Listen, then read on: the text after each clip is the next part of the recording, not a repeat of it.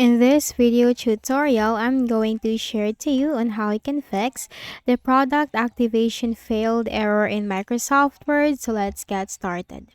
You just need to make a right click at the start button, and here you have to select File Explorer to open the File Explorer window. Then click on this PC on the left pane. Now double click on the Windows C drive. Scroll down and you need to look for the Microsoft Office folder.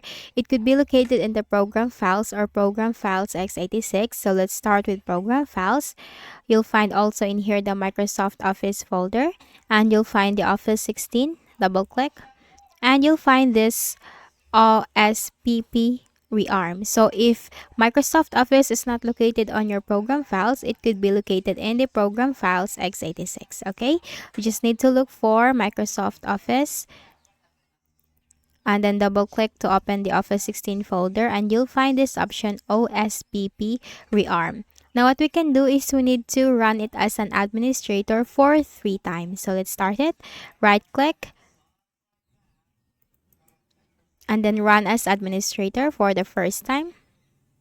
Okay, right click and then run as administrator second time.